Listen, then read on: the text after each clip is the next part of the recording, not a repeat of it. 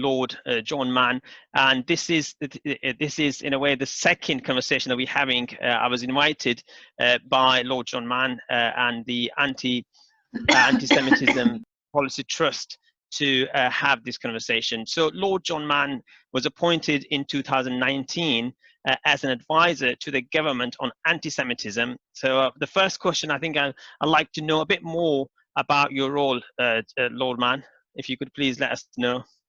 Well, thank you for this opportunity to have this discussion this afternoon. When I've been appointed for 5 years, it's an unpaid role, but in essence, I'm doing it full time.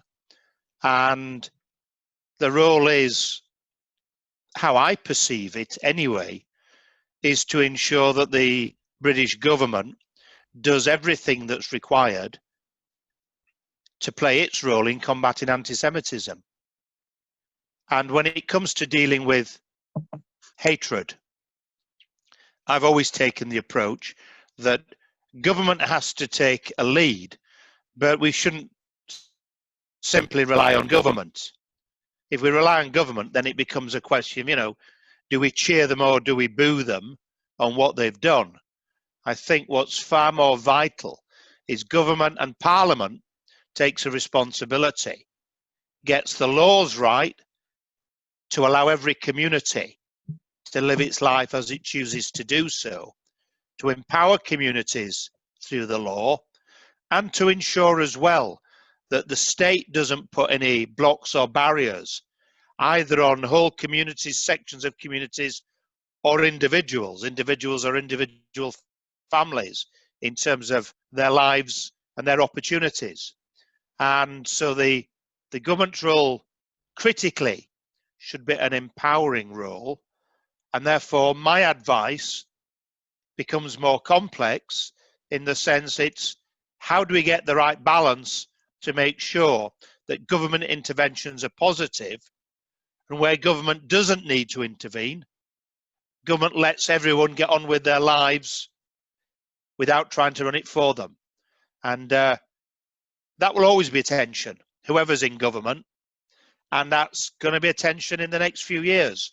And that's absolutely the case with the Jewish community and with the Muslim community. And sometimes there will be huge crossover, sometimes on fairly obvious tensions, not necessarily between government. For example, animal rights activists in relation to ritual slaughter of animals is an issue that affects the Muslim community, affects the Jewish community, and there are people with very strong views demanding legislation, including inside Parliament on occasion. That's a tension where it's essential that the views of the communities affected are fully understood by the decision makers. On others, such as the internet, then there's more of a mutuality, I think. The government doesn't want hatred on the internet. The Jewish community doesn't. The Muslim community doesn't. It's how best to do it. And that really becomes a more skilled approach. And that's where I can play a role. And indeed, if I may say, sir, you can play a very important role. Thanks, John. That's really helpful. And I guess the necessity for the role is there because just like we've seen on this webinar as well, we had trolls earlier, and I can only apologize for that and the abusive language that was used by those trolls. It is that people sometimes feel that online, the anonymity gives them the license to express their abusive sentiments, whether it be towards the Jewish community, or Muslim community, or xenophobia, or across minorities. Well, what the internet does is it allows Billy No Mates stuck in his bedroom talking to nobody to gate crash a normal, civilized, democratic discussion such as this one and shout Heil Hitler. Why? Partly, well, the psychologists would have to look at why, but we know why Billy No Mates has got no mates, The problem with the internet is that Billy No Mates has got more power than without it. And I think we've been slow as society, and governments, not just in this country, have been slow to adapt to the internet and think through the best systems for allowing all its benefits, but for curtailing the hatred that the internet has given empowerment to and a voice to often, as we heard a bit earlier.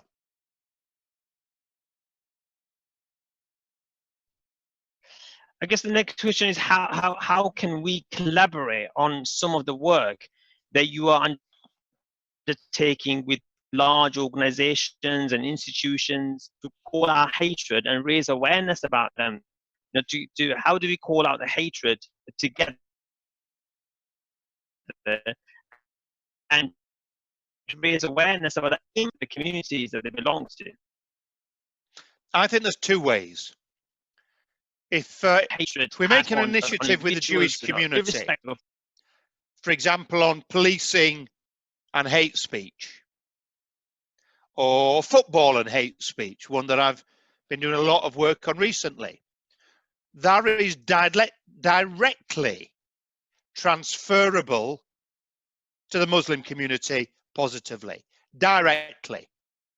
Just in the same way the Muslim community does work on that and achieves a breakthrough in a change of approach, change of rules, even a change of law, that would directly benefit the Jewish community and many other communities.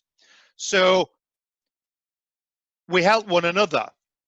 Secondly, if we work together, and this internet harms bill that the government is going to table in September is a great opportunity for the Muslim community and the Jewish community to work together, then we have different influences, we can use them, we have more brains involved, more expertise involved, and sometimes the detail will be slightly different in how the law needs to work, and those differences can be vital if the law is going to be effective.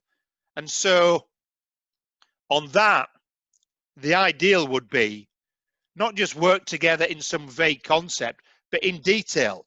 As that bill is published, as it goes through Parliament over 3 or 4 months, to work on a weekly, even a daily basis, and use our different influences, allies, friends, but try and get them talking the same language, agreeing the same priorities. If we do that, we'll have a huge amount of power. That's going to benefit both communities, I think, very significantly, and lots of other communities out there, people who face hatred and abuse on the internet.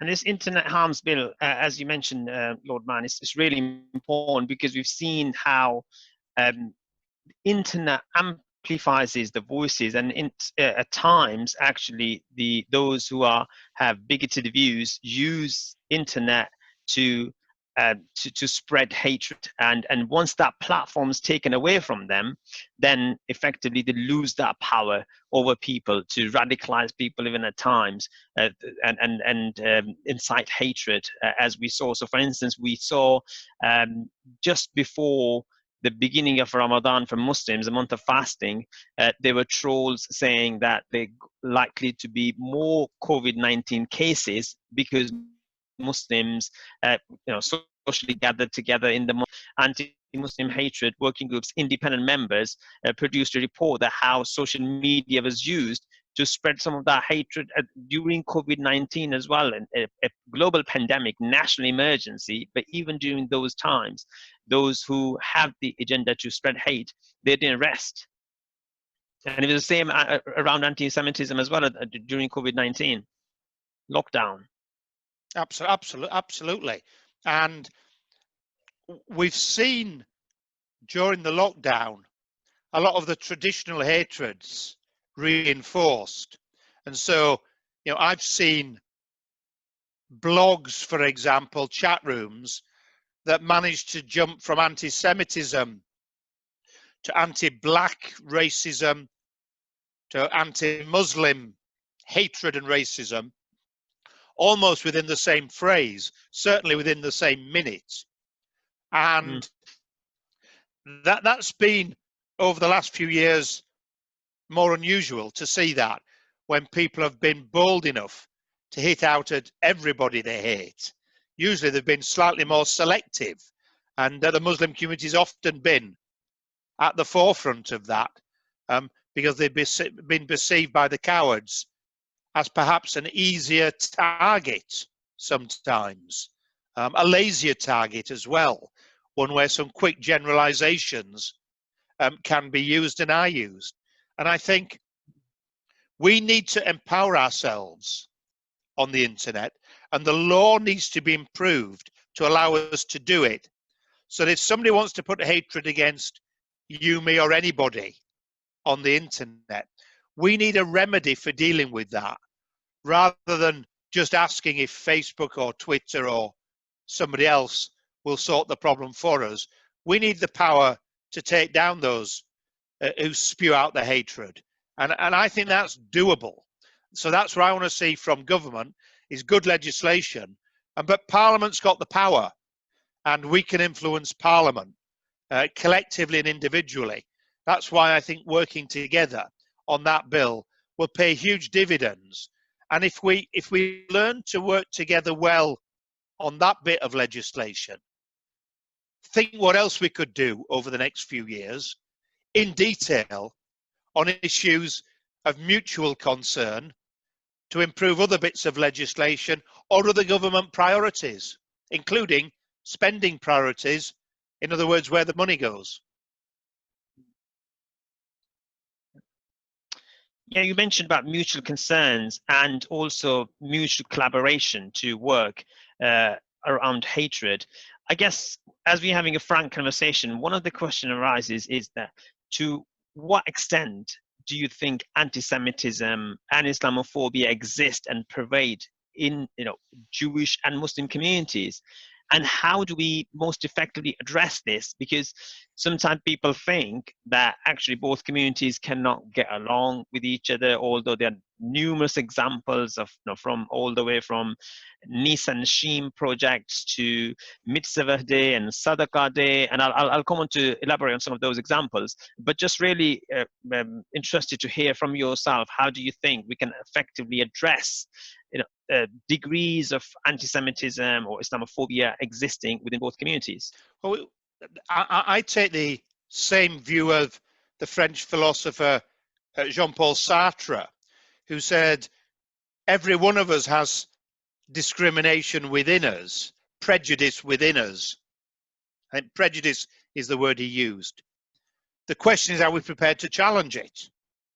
And that could be an unfamiliarity, it can be an ignorance, it can be how we're brought up, it can be misconceptions.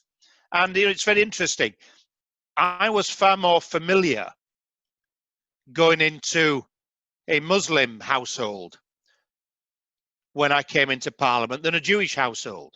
In fact, I can't really recall I'd never been to a Jewish meal in a household, and I'd never been in a synagogue. But I had been in a mosque. I had had meals with Muslim friends and associates on quite a number of occasions. So going into a Muslim household in, say, Rotherham near me, where I was an MP, was no big deal for me. It was nothing unusual. To go into a Jewish household in, say, London was slightly more intimidating. I was, of course, very welcome, but I had no idea what the etiquette was. And just that little example demonstrates how it's possible to become unnerved by differences, whereas differences are to be celebrated. If everything's the same, life's pretty boring. And so I think that we all need to think through what are our own prejudices, and to pretend that there aren't prejudices is really naive. The idea that there are no prejudices in the Muslim community about Jews is naive. Of course there are. I've seen and heard them. To think there are no prejudices in the Jewish community about Muslims. Of course there are. I've seen and heard that. Just as there are in every community prejudices about other people, and especially people that they have little or no knowledge of. And when I was an MP representing a virtually, I think I had the most godless, according to the Catholic Church, the most godless constituency in Britain. You know, no Muslims, no Jews, no Catholics, or virtually none, no Christians almost, small numbers. Then, you know, often the prejudice was pretty generic.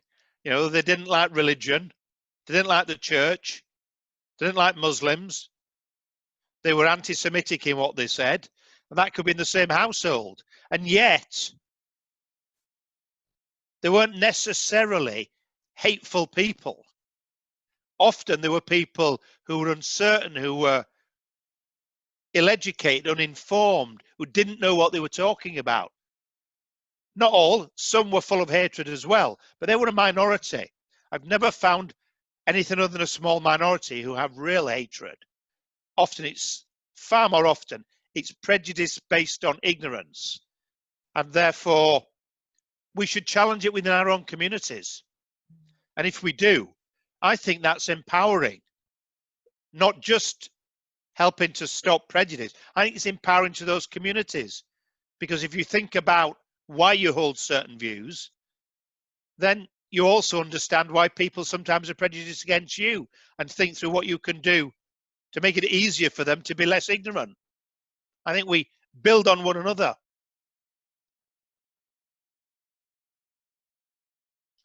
Thanks, John. Now, as you said, that it is most of the time due to little knowledge or ignorance, which results in prejudice and hatred of the other. And we've seen increasingly the fantastic examples of communities coming together. So just during the lockdown, we saw how there was graffiti around Birmingham, you know, hatred spread, and Nisa Nashim, Muslim women and Jewish women, came together to remove that graffiti and replaced it with a thank you message to the NHS. And examples like that really inspire one to say that actually there are a lot of good people out there who want to replace hatred with something that's positive. Just in the last week, we've seen how the Jewish community has spoken very publicly about the technical genocide or genocide through technology of Uyghur Muslims and Uyghur communities in China, and that's been really heart touching. At how we can collaborate, and I was one of the speakers a few months ago with the Board of Deputies, along with other faith leaders, to talk about how we can learn the lessons from Holocaust and stop what's happening right now in Rohingya. And then so there are lots of other examples, whether it's you know, people coming together in the neighborhood on Mitzvah Day and Sadaqah Day and actually feeding the homeless or otherwise. And I guess that leads me to ask a question: how can we energize or encourage young Jewish and Muslims into public life? You know, what do you think are the barriers that sometimes you know, prevent people or inhibit people, or people feel discouraged to take part in public life, to address some of these you know, misconceptions about each other, or just generally taking part in public life? Some of the barriers, I think, are structural. The political parties, if you're trying to become a candidate for any of the main parties in an area that's got, say, a significant Muslim population, and you're Muslim, your chances of being selected as a candidate are going to be quite reasonable. If you're trying to get selected in an area with virtually no Muslim population, then everything I've seen and heard, in private, occasionally in public, is your chances are remarkably low, because there is a perception that people won't accept you. Whereas if you're an aging white man like me trying to get selected in a Muslim area for a political party, you're likely to get straight on the short list of candidates to be voted on. So it doesn't work the other way. So there are structural problems, and the political parties that best address them will reap the benefits of being more representative, which will mean more votes over time, undoubtedly. So it's in their self-interests. But I think we can do more than that. I think simply opening doors to people. If you're a young Muslim woman who's never been inside Parliament, being invited in, being able to work shadow somebody, being able to spend a week with a politician will demystify. And if you're interested in politics, the chances are that you'll think, well, this is something I could do. I think that's very empowering. I think those little acts, but many of them, can be very, very important. And it doesn't need to be at the parliamentary level. That could be a much more local level. And I think we especially need to get amongst the young people and not just ask them why, but suggest they should be getting involved and putting themselves forward and being leaders. You know, if it's a leader in one small part of a town or a city or a village, that's still a very important role. If it's a leader in a workplace or in a trade union, even in a single workplace, that's a very important role. And we should celebrate and encourage and open more doors to those who take that first step.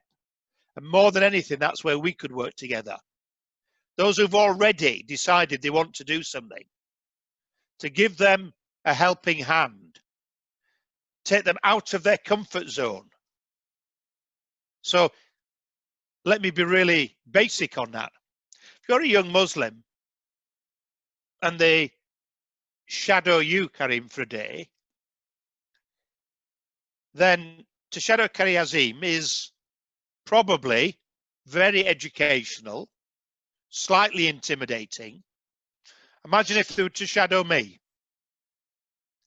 Probably not as educational and as useful, but far more intimidating, far more out of the comfort zone. So the normal thing would be a young Jewish kid would write to me and say, can I shadow you, John Mann? They wouldn't write to Imam Qari Asim and say, Mr. Asim, can I shadow you? And vice versa. And I think we need to be a bit wiser on that. You know, not just get the easy wins, but also do things a little bit more difficult. I think the dividends from that are huge, and I'm open to that. And the more we can do that, I'd much rather be doing that than you and I spend our time in endless meetings discussing all the problems of the world and agreeing that there are many of them. I think practical solutions and you speaking in Jewish communities, in white working class communities, I think that's really powerful. Those platforms and others, I think opening platforms that get the dialogue. What's the use of me talking about anti-Muslim hatred on my own in a school? Well, it's better than nobody doing it, of course. But if I can set up an opportunity for you or somebody else to do it, far more powerful. And similarly, if I get a platform in a school that is entirely or predominantly Muslim, for example, that's quite a challenge. But that would be a very welcome challenge. So I think we need to do what's to me is obvious, but we don't do nearly enough of that.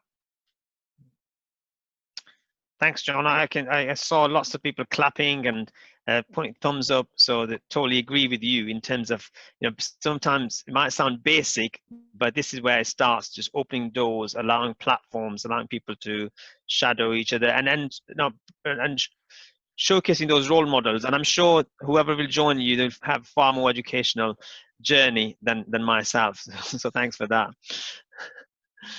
I guess now getting to the core of the issue, which is where do you think like Islamophobia and anti-Semitism overlap, and where do they differ in terms of people, and I guess that also touches upon, do we need to have any sort of definitions? Because if hatred is hatred and that's obviously against the law, then why should we, what's the point of having definitions? And if we have a definition of anti-Semitism, and what do we think in terms of where do they differ from Islamophobia, and just touching upon those issues. Well, the beauty of a definition to me is that becomes a benchmark and a reference point. So when I go to the football clubs, and I've been to some very, very big football clubs recently to discuss them adopting the definition of anti-Semitism that the government and the political parties have adopted. What I've explained to them is, if they do that, it's no big deal, except what it does is it means they can recognize the problem amongst their own staff, amongst their own supporters. Even more importantly, they can train their stewards to identify it. They could go a lot further. They could do positive work on it. And one of the questions coming back is, well, what about other racism? Shouldn't we be doing that as well? And my answer is yes. Having a better understanding of anti-Semitism doesn't do anything other than complement other good work. So practically, if a Premier League football club has a very good training program for its staff and its stewards, and perhaps some of its supporters, on tackling anti-Semitism, and we propose and put in a specific element on tackling anti-Muslim hatred, and another one on tackling other hatreds, for example, obviously anti-black hatred, homophobia, misogyny. That complements, it doesn't negate. And it gets people thinking. When I did the task force for the Football Association, which was labelled Anti-Semitism and Islamophobia, and that's the two areas we looked at, I recall going to Liverpool Football Club, who had a prayer room. And I thought that was very, very shrewd. You want to encourage business, spectators, fans, even investors sometimes. Well, if you have a prayer room, you're making it significantly easier. And the people who knew, all the stewards knew where the prayer room was, how to use it. I don't think they had a great understanding of why someone might want to use it. But they understood it was important. And inculcated in the values was, well, if you're a Liverpool supporter and you're Muslim or you're Jewish, we want to welcome you, and this is a part of welcoming you. Well, that to me is really obvious. And my criticism of them was, well, why don't you tell more people about it? How do they know? Because if you don't tell people, they won't know. And be proud of it. Be proud that if you want to be a practicing Muslim, you can go to a football ground without a contradiction and a conflict. That's good news.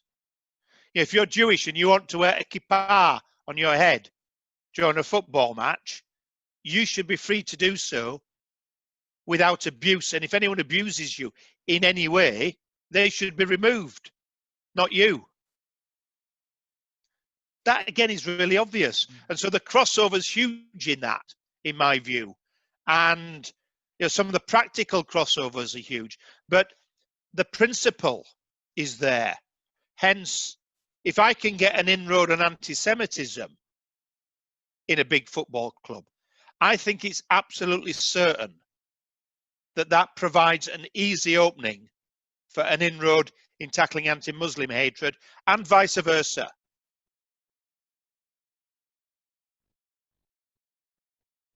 Absolutely, absolutely, and I think it'd be really powerful. Like we've seen that if a footballer, speaks out against, let's say, anti-black racism, that is a powerful gesture in tackling the anti-black racism that we've seen, amongst some football fans. And in the north, we say football is another religion, another form of religion, and it's the football clubs or other big institutions, whether it be universities or other employers, if and when they adapt these definitions and put a benchmark on the ground, and that sends a very strong message across their peers, that how important it is to actually call out some call out against racism or bigotry, whether it be anti-Semitism or anti-Muslim hatred, Islamophobia. And so we do have a definition of anti-Semitism that's broadly accepted. I guess one of the challenges that the Muslim community is facing at the moment, and obviously is something that's been debated quite heavily, is the fact that there isn't a definition of Islamophobia yet. And some people are saying, why do we even need a definition? Others are saying that there are already plenty of definitions, and therefore one of those should be adopted. I guess the challenge is that one of my key objectives in my appointment was to have a workable, practical definition that has broad consensus, and that ensures that the freedom of speech is protected. Because sometimes I think when we talk about Islamophobia, people say, well, is this going to ban talking about? Whereas, like, I've been very clear that any definition of Islamophobia will not prevent critique of the faith itself. It's more about ensuring that people are not abused because of their faith. People are not called names, or people don't feel threatened or intimidated because of their faith. So it's ensuring that people are protected rather than any critique of the faith. And so I'm personally very keen to learn, in a way, the steps that were adopted to achieve a working definition of anti-Semitism, and what were the biggest barriers and how were they overcome? Because not everyone agrees on that particular definition either, but you have a broad consensus on a definition of anti-Semitism. So very keen, and I think so we have had some questions around that as well. People are asking, what were the biggest challenges, barriers, and how were they overcome? Oh, the biggest barrier by far was, how do you deal with Israel, and how do you deal with Zionism? And people generally, from my experience, didn't really understand Zionism. They understood political Zionism, they understood Israel, they understood Israeli policy. Some were extremely supportive, others were extremely hostile. But that wrapped itself up into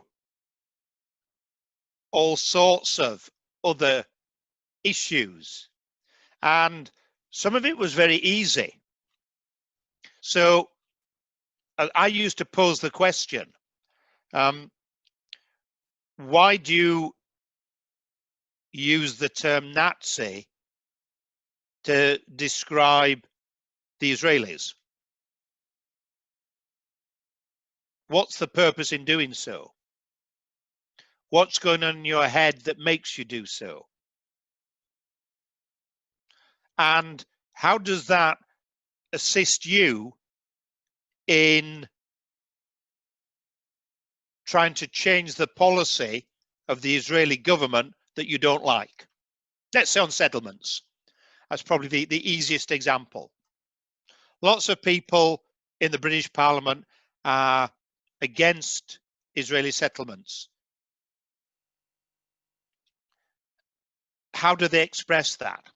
And my argument has been, well, if you want to put a coherent case and argue and pressure, then don't use racist language to do so. Argue it as you would any other issue. Put your arguments eloquently, put them strongly, if that's your view. And interestingly, when Germany adopted the definition of anti-Semitism, what has happened is politicians, especially in Germany, have felt more comfortable criticizing, attacking the Israeli government and its policies than they did before. Because of the German history, they were nervous in doing so before, especially from the left. In fact, what we've seen, with a clear definition of anti-Semitism, people have felt much more confident and comfortable in choosing their words, and they have been more hostile to the policies of the Netanyahu government, more critical, and I would suggest more effective in their criticism. And so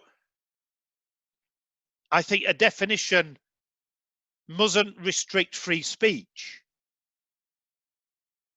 And so a definition of Islamophobia or anti-Muslim hatred has to manage not to block free speech, but if it can structure any criticism precisely in a way that doesn't become a hatred of you, of what you stand for, of any other Muslim, of what they stand for, of beliefs, of people's identity, of the choices you've made in terms of your identity, then we have a definition that will work. If we don't, then the definition is going to be of no use. Yeah, why shouldn't you in this country be yourself? That doesn't mean I have to agree on everything that you say or do. But it means I should be respectful of your ability and your right to define your own identity. And if somebody else is Muslim and takes a different approach on issues to you, it's not for me to say this person's right, this person's wrong in terms of defining their identity. Doesn't mean I shouldn't argue if that leads to a political conclusion and an argument you're putting. I might choose to. But it's not for me to say this is a good Muslim, this is a bad Muslim, any more than it's for me to say this is a good Jew, this is a bad Jew, this is a good Christian, this is a bad Christian. I don't have the right to do it. And that, to me, is the critical thing in having a good definition. You identify for yourself who you are. I don't have the right to do that to you or for you. Sorry, that was a long answer. Yeah, no, thank you. Really helpful. I think it's important that we all believe in the fundamental right, freedom of speech, which is one of the pillars of democracy, and this is something that we all cherish. Is how do we structure a definition that allows freedom of speech to flourish, but at the same time calling out any form of hatred or hatred against a people, because, as you said, John, because what they believe in, how they live out their values and their beliefs, but also their lifestyle, their background. Because of those things, they are not ostracized or alienated, or hatred is spread against them because of that. That's really important. I guess sometimes, as we are having an educational conversation as well, sometimes people say, well, the anti-Semitism definition doesn't allow people to be critical of anything. And I think, John, you quite rightly touched upon in terms of that people can express their views strongly in terms of what they whatever views they might have, but ensuring that they don't fall foul of the anti-Semitism definition or spreading hatred against the Jewish community.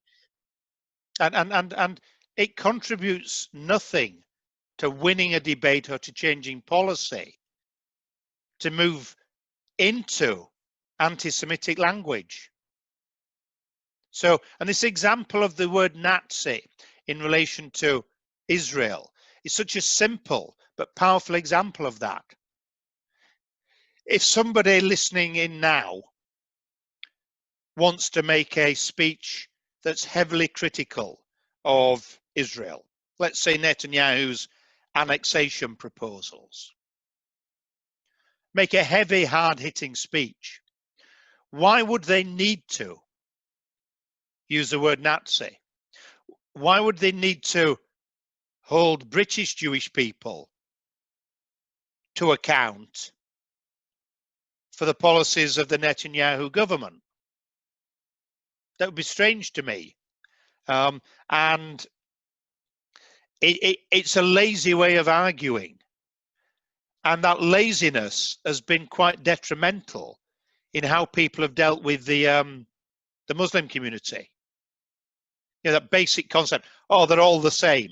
Well, what does that mean? Who's all the same? Oh, Muslims, they're all. The number of times I've heard that, including in the Labour Party.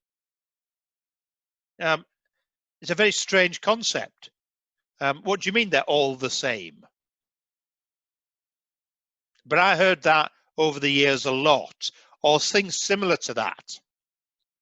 You know, they eat funny food. Well, what do you mean they eat funny food? It's a racist, ignorant expression, and obviously so. But get into how people want to debate halal meat, the rights, the wrongs, the licensing of it in the local council. For people to stray into racism in raising questions is fundamentally wrong. But it doesn't mean that someone shouldn't get up and say, well, you know, I'm an animal rights campaigner, I'm a vegan, I oppose the killing of animals for food. Now, there's clearly a clash there. If someone's attempting to get a license to be a halal butcher. But there's many clashes in society. There's no bigger a clash than thousands of others. But often people will turn into cheap and easy language to try and make their case. And that's why I think the clearer the definition, the easier to call it out. Thank you. Can I just remind everyone that the chat function, if you do have any questions, please, we've got 10 minutes left, so feel free to raise some questions. I've had a couple of questions sent directly to me. And one of them being, it says, Lord Mann, you spoke supportively of Qari and his appointment during your interview.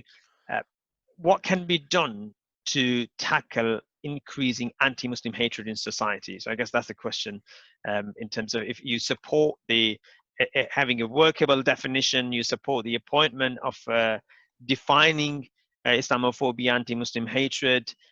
What do you think can be done to address increasing anti-Muslim hatred in society? Well, I would be delighted if you were appointed permanently and given a budget. And not to personalize it, if somebody else is appointed and given a budget, that still would be a good thing. But I would be very delighted if you were and given some longevity, because I think that advice that the government needs to get its policies right will help the government a lot, help them be more efficient. And so that would be one thing. But I think we're often a little when I hear people tackling anti-Muslim hatred, it's often a very short response. It's a bad thing. I mean non-Muslims challenging it, speaking out on it. It's often a very, almost, I wouldn't say a gesture, a token, but it's too minimalist.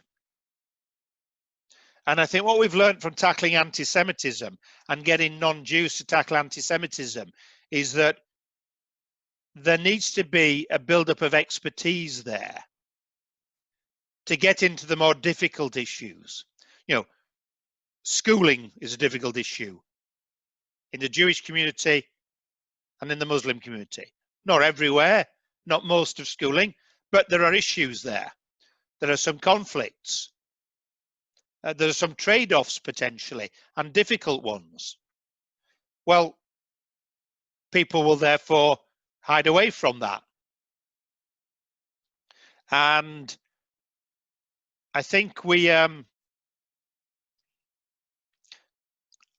need to get more leaders, including political leaders, exposed in the heart of the Muslim community. You know, almost kind of sent there for an educational process.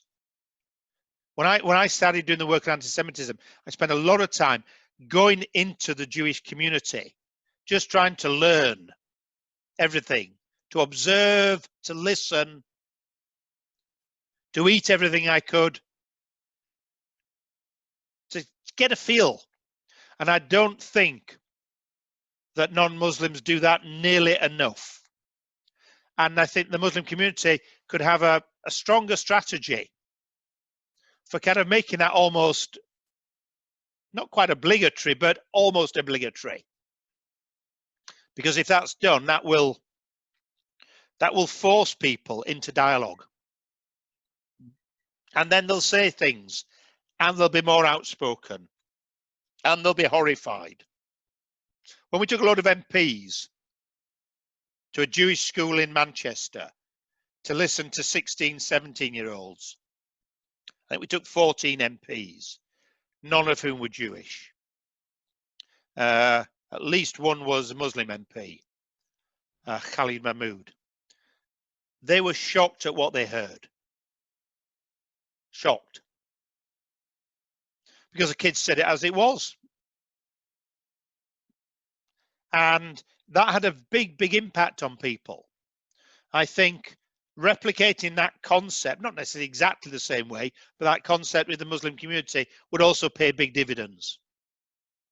People like me need to understand what it is like to be a Muslim, and especially a young Muslim, in Britain today.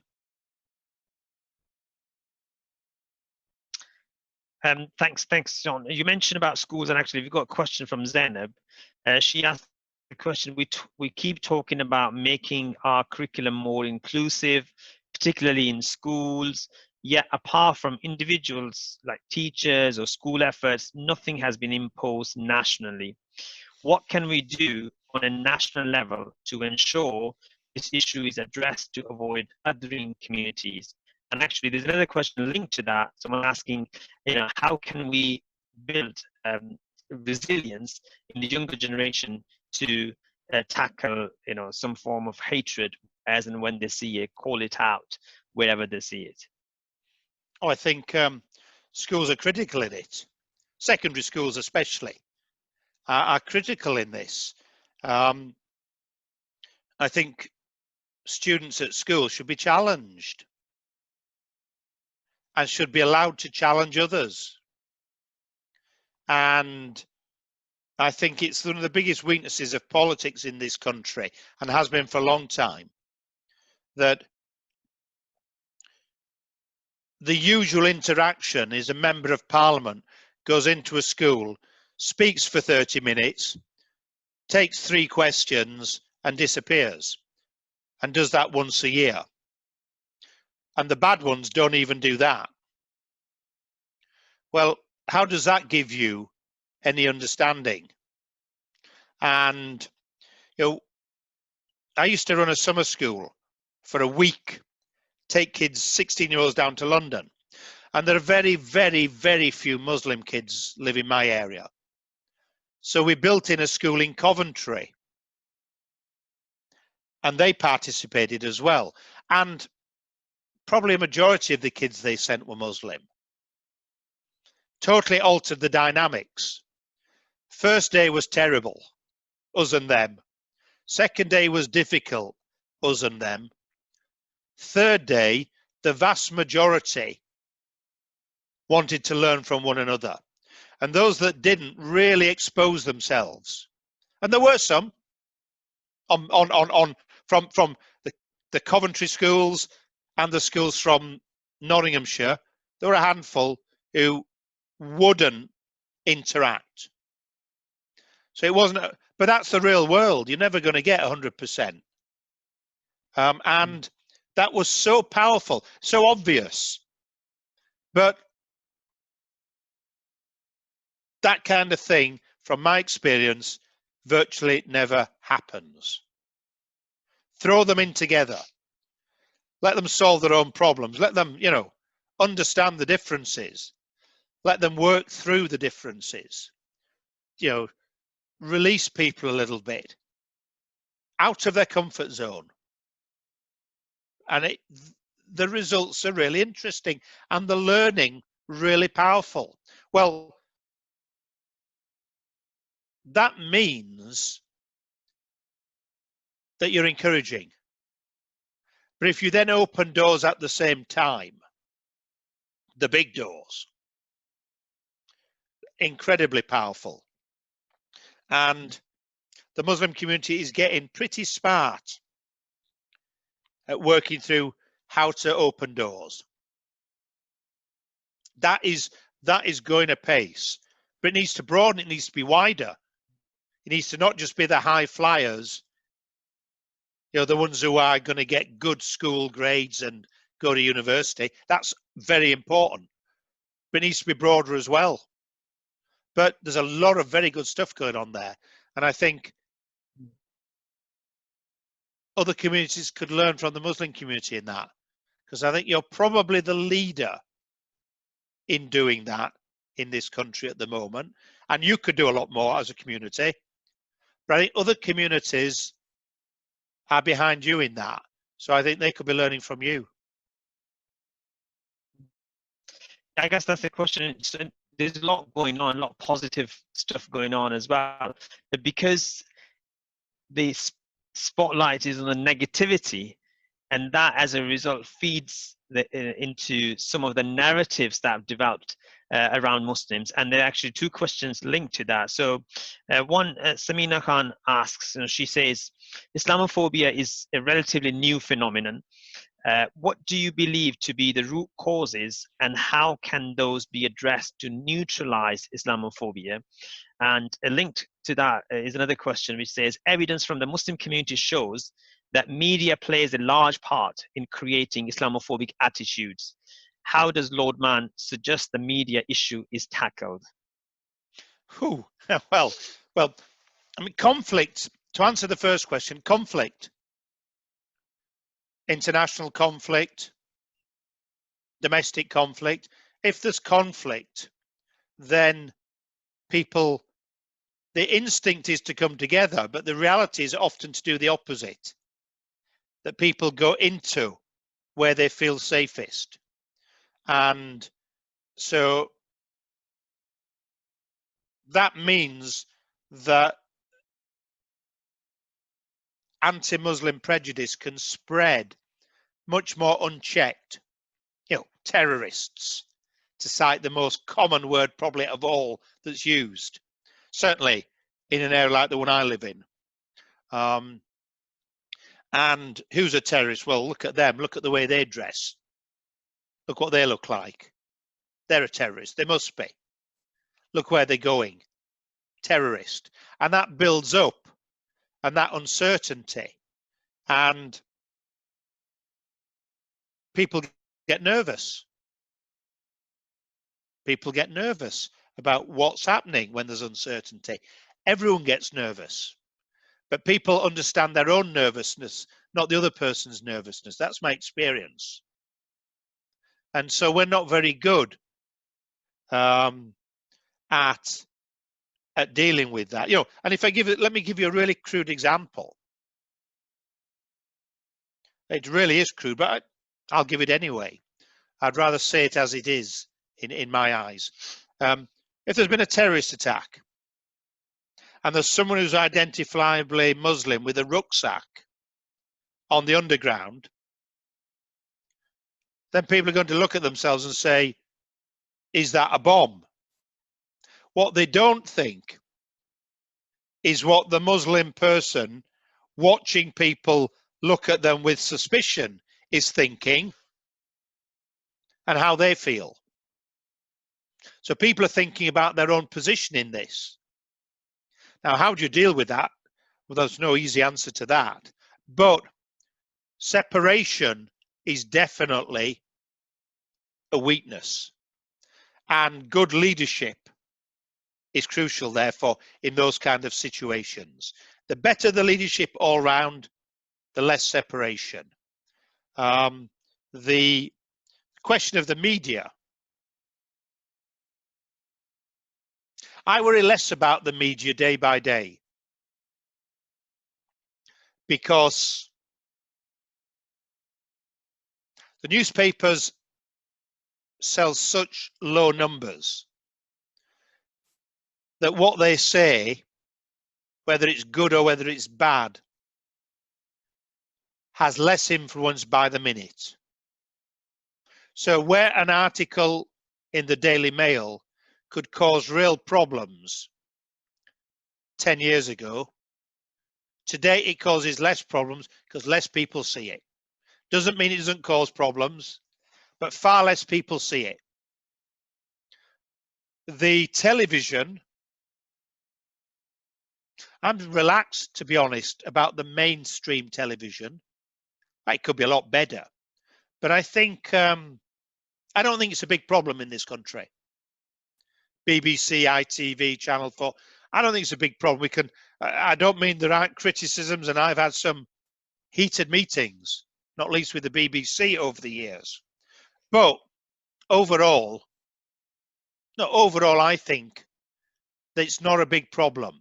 I think the bigger problem now is what's on the internet, because the internet is an echo chamber. And if it's an echo chamber of people peddling myths or hatred, then that reinforces. So my big fear in terms of media is the internet these days. And the newspapers, I think literally by the day, they become less important.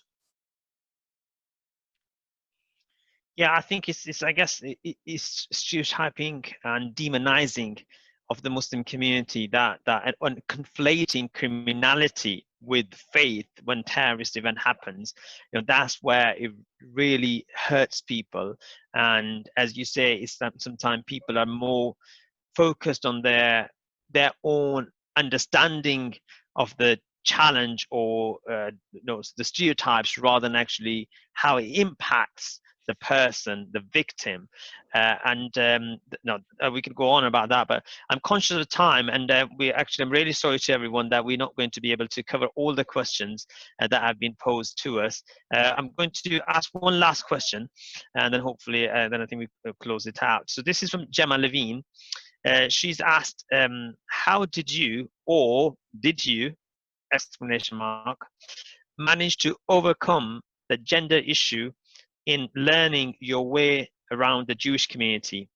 How did you get access to and build relationships with religiously and socially conservative Jewish women? And what could be learned from this in working with the Muslim community? That's a big question. The answer is by working hard. And by, I wouldn't say taking risks, but some people might call it taking risks. In other words, going out there and engaging people and asking to engage people and insisting on engaging with people and listening and being patient. And I think the challenges within the ultra-Orthodox Jewish community are perhaps more complex than amongst the vast majority of the Muslim community. But if you simply deal with university educated professional people, professional Muslims, I mean, or professional Jewish people, and don't deal with non-university educated working class women from those communities, then you're missing a huge part of the picture. So the key is not taking the easy options exclusively. If I want to sit down with a group of well-educated Muslim women, I would have no problem in getting access to a group of highly intelligent, articulate women. And there'll be quite a lot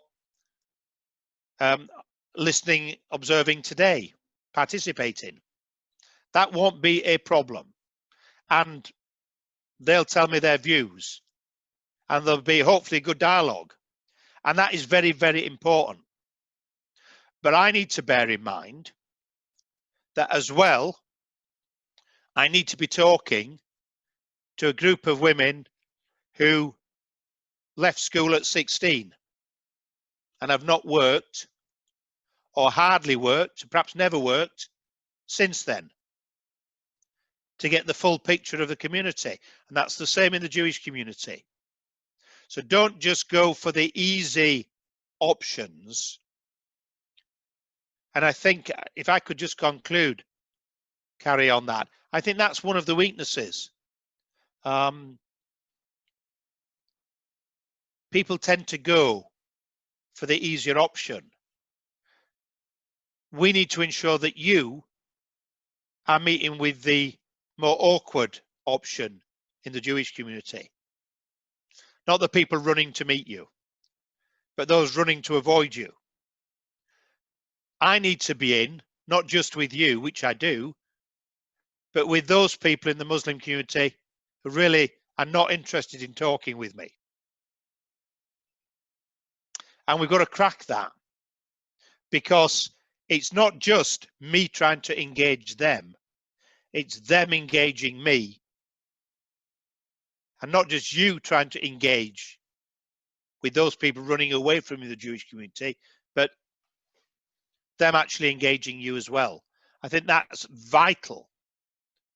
And if we achieve that, and I think that is achievable, then yeah, there might be some interesting events, and they won't all go spectacularly well. But so what? Overall, we'll progress and we'll learn a lot more and we'll advance a lot quicker. So open the doors everywhere and let's go through them and let's have that dialogue. Let's ask the difficult questions and let's be asked the awkward, difficult questions that we'd rather not be asked. Thanks, Lord Mann. That's really helpful, and I've got lots of people thumbs up agreeing with you. So I think what your concluding remarks are about opening the doors, engaging, having a dialogue with people, calling it out wherever we see it. And to this day, I still remember how Asma, a young girl, young lady, how she challenged anti-Semitism, and she saw on the tube, and that went viral. And these little acts of kindness, and I guess natural reaction, which we all human beings have to repel hatred, those will go a long way. And it's amazing, inspiring to see so many great examples of collaboration going on. And what you're doing, Lord Mann, around anti-Semitism and the learning that we can share from that, and wherever you open the doors, obviously talking about anti-Muslim hatred and Islamophobia at the same time. That's really helpful and heartening to hear.